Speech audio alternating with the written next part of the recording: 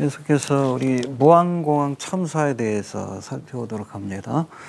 먼저 이야기를 풀기 전에 조금 전에 올렸던 그 영상에 여기 보면 34초로 돼 있죠. 근데 여긴 34초인데 링크한 거는 유튜브로 이렇게 직접 보면 33초로 이렇게 나오는 걸 알 수 있습니다. 예. 그런 차이점이 있다는 거 이해하시고, 그 다음에 자, 어제 올린 글입니다. 이번 그 무한공항 참사. 제가 말씀을 드렸죠.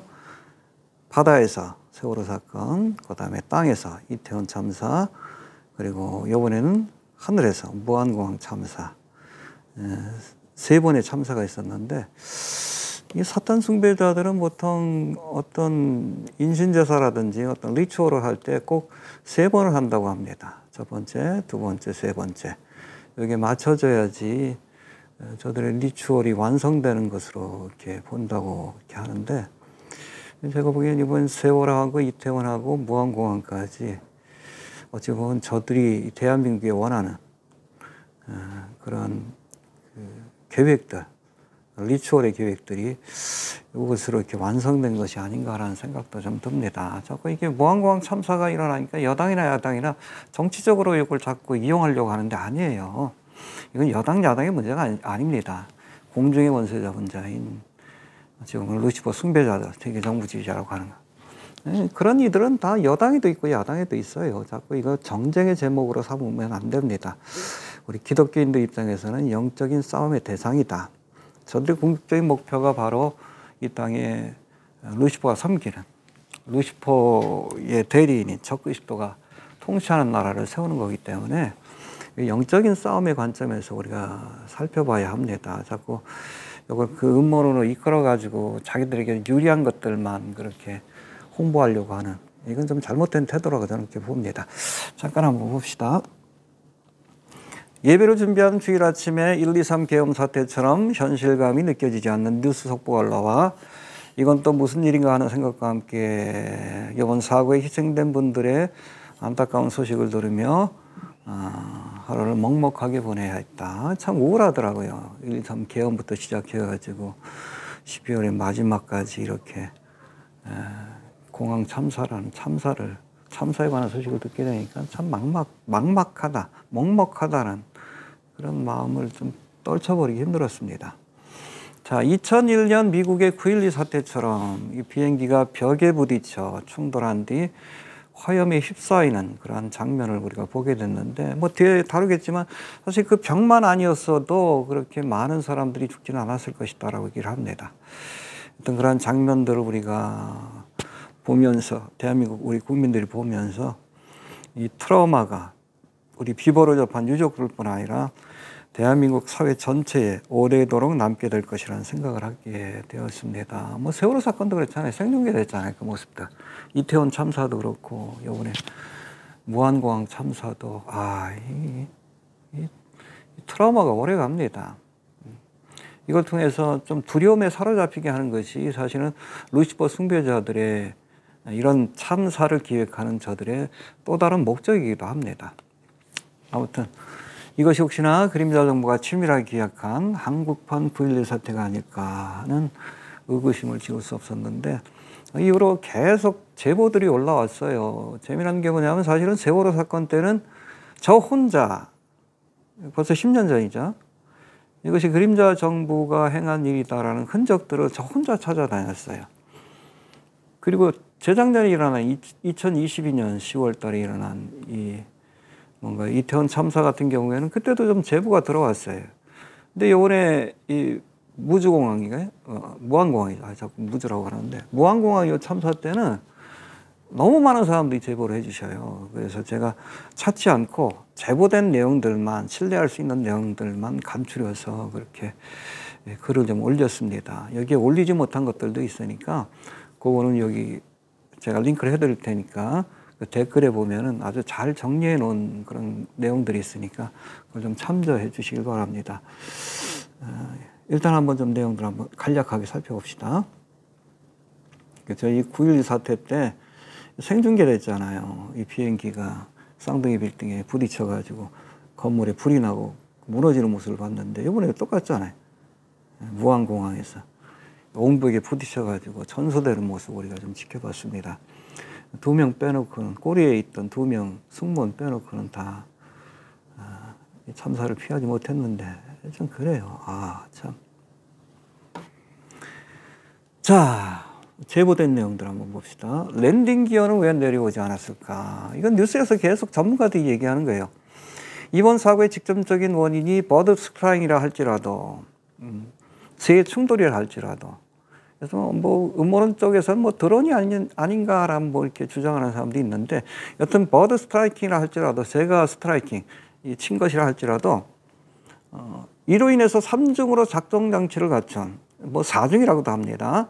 이게 안 될 땐 이거 하고 이거 안 될 땐 4가지 4중의 어찌 보면 작동 장치를 통해서 어떤 경우에도 이 랜딩 기어가 내려가도록 그렇게 구조적으로 이렇게 만들어 놨는데 이 랜딩 기어를 내리지 못하고 착륙을 시도했다는 것이 별개 사건이에요. 버드 스트라이킹과 랜딩 기어를 내리지 못했다는 것. 요거 어찌 보면 둘 다 희박한 사건인데 이게 같이 일어났다는 것 자체가 굉장히 현실성이 없는 그런 사고라고 이렇게 의심할 수밖에 없는 거예요. 여하튼 가능성이 희박한 이야기라는 것이 항공 전문가들의 한결같은 주장인데 그렇다면 어떻게 버드 스트라이킹과 랜딩 기어 고장이라는 가능성이 희박한 두 사고가 한꺼번에 발생할 수 있었을까? 그래서 우리가 모르는 사정이 있었나? 전문가들이 다 한결같이 이상하다라고 얘기를 합니다. 그리고 왜 활주로 중간에 내렸는가? 끝에 내려가지고 시간을 가졌으면 충분히 옹벽에 부딪히기 전에 이 비행기를 멈출 수 있는 시간이 있었는데 왜 그랬는가? 여러 가지 의심 나는 그런 상황들이 많다는 겁니다.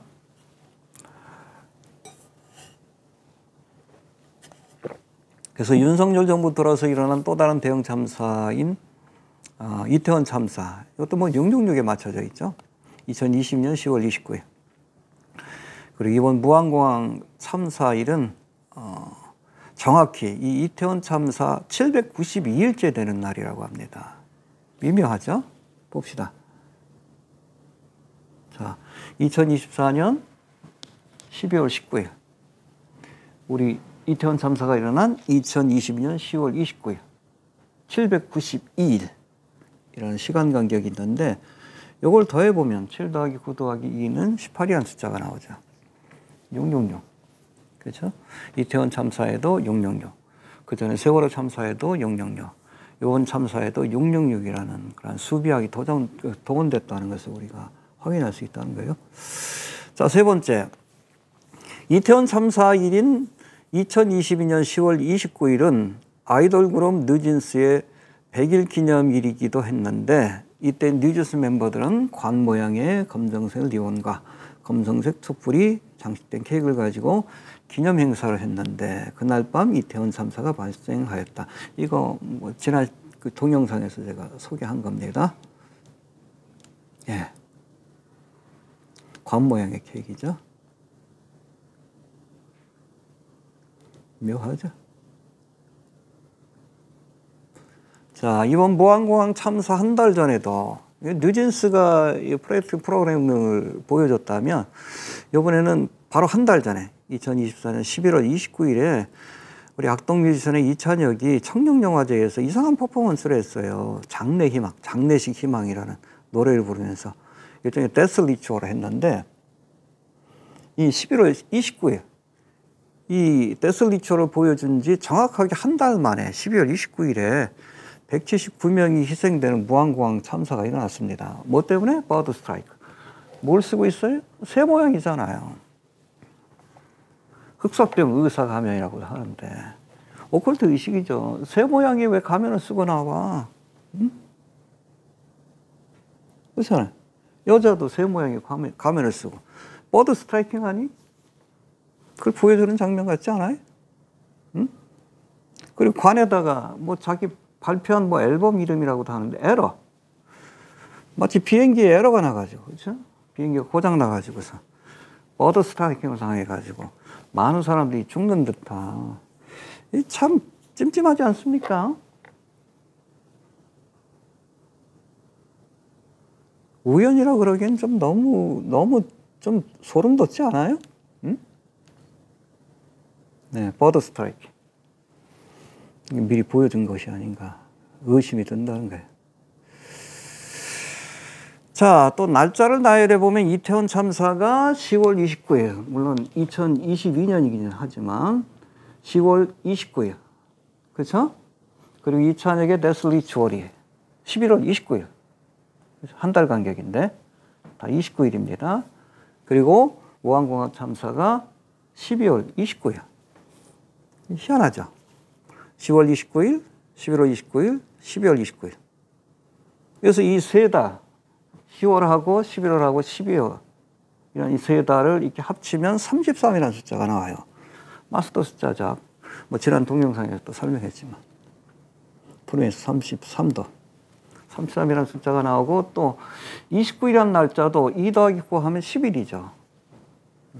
죽음을 의미하는 숫자이기도 한데 이 10이라는 숫자 자체가. 이것도 11, 11, 11. 셋을 합하면 33이라는 숫자가 나옵니다. 그 우연이라고 하기엔 좀 너무 공교롭다라는 생각이 좀 듭니다. 자, 9.11 사태에서도 반복적으로 등장하는 10일. 이 9.11 사태 보면은 10이라는 숫자가 굉장히 많이 등장해요. 수비학적으로도.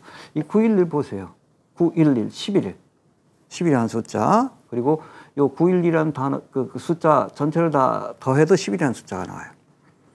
근데 이 10일은 일루미나티 수비학에서 파괴와 심판이라는 뜻을 갖고 있어요. 그리고 또 인간의 죽음이라는. 9.11 사건하고 딱 어울리죠. 그리고 이번에 일어난 그 사건하고도 좀, 연관이 있는 숫자 같다는 느낌이 듭니다. 인간의 죽음을 의미하는 숫자인데 흥미로운 것은 라틴어로 우리가 악마를 의미하는 LVX라는, 뭐 라틴어니까 그렇지는 않겠죠? 제 발음하고 좀 다르겠죠?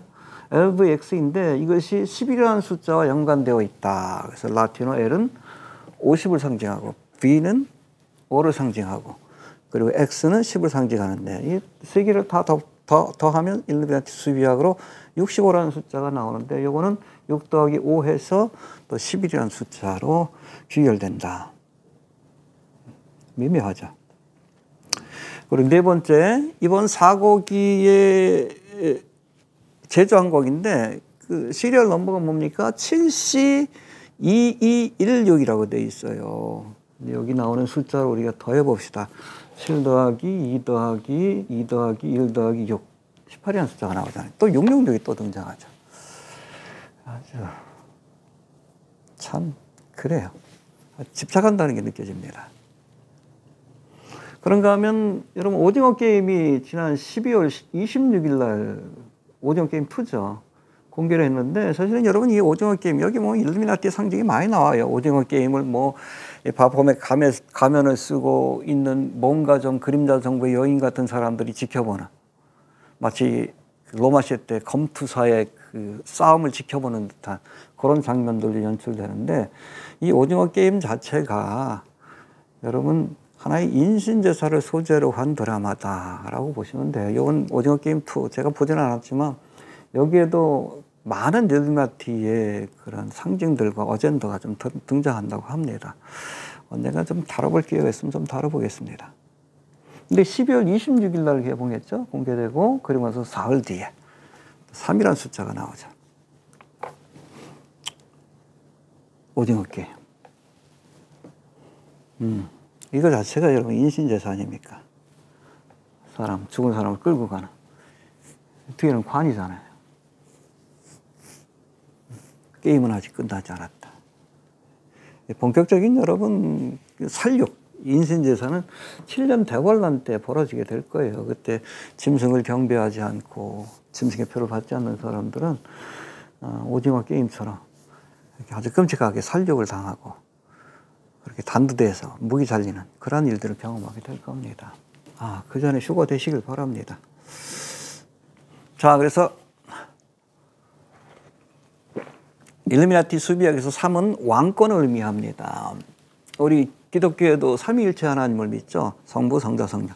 이 사탄 마귀는 하나님의 것을 흉내내기를 좋아하기 때문에, 그래서 여러분 사탄 마귀의 삼위일체가 있어요.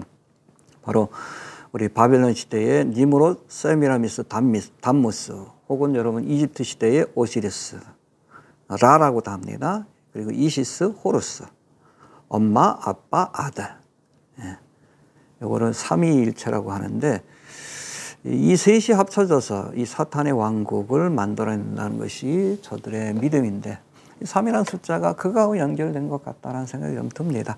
6번째, 무한공항 사고가 있던 날 캐나다에서도 랜딩 기어 문제로 의심되는 비행기 사고가 있었고, 또 노르웨이에서도 제주항공과 같은 기종의 비행기가 유압장치 고장으로 비상 착륙을 하였다. 똑같은 날에.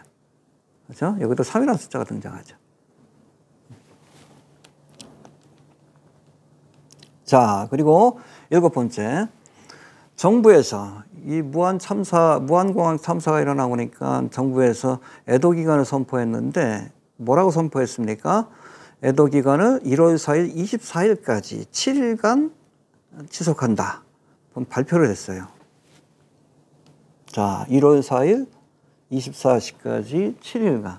이 더해봅시다. 1 더하기 6 더하기 2 더하기 4 더하기 7. 뭐예요? 18이라는 숫자가 나오잖아요. 666. 묘하죠? 우연도 반복되면 필연이라고 해야 하는 게 맞습니다. 자, 그 다음에 8번. 랜딩 기어 고장, 활주로 이탈, 외벽 충돌. 이게 뭐예요? 이건 무한공항 참사 이야기가 아니에요. 2023년에 무한공항에 혹시 이런 만일의 사태가 일어나면은 거기에 대비하는 그런 훈련을 하는 영상이 있는데, 거기 내용이 바로 그거예요. 랜딩 기어가 고장이 나서 활주로를 이탈한 비행기가 외벽에 충돌해서 불이 난다. 이번 사건은 묘사한 것 같잖아요. 1년 전에 만들어진 영상인데. 뉴스에까지 소개됐습니다. 그러니까 2023년 10월 26일 15시경 망운명 소재 무한공항에서 스카이 항공사 소속 비행기가 착륙 도중 랜딩 기어 이상으로 활주로 이탈, 건물 외벽과 충돌해서 화재 사고 발생. 마치 이번에 일어난 사건을 묘사하는 듯한 그런 영상이 이미 1년 전에 훈련 영상으로 돌아다니고 있다는 거예요. 이것도 제가 보기엔 프레딕티브 프로그래밍 같다는 생각이 듭니다. 너무 똑같잖아요. 벽에 충돌해서 화재가 났다. 비행기 모양도 비슷하죠. 잠깐 한번 영상 볼까요? 9.11 사태 때도 지난 영상에 소개한 것처럼 이렇게 미리 보여주는 그런 프레딕티브 프로그램이 여러 군데 확인이 됐습니다. 자, 봅시다. 2023 재난대응 안전 한국훈련, 항공기 사고 및 산불. 그래서 무한공항에서 일어난 그런 사고를 대비하는 훈련을 했다. 한번 내용을 한번 봅시다.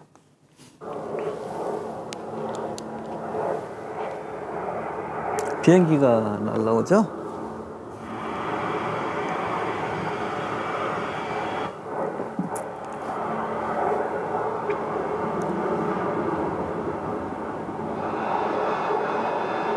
랜딩 기어에 문제가 있다는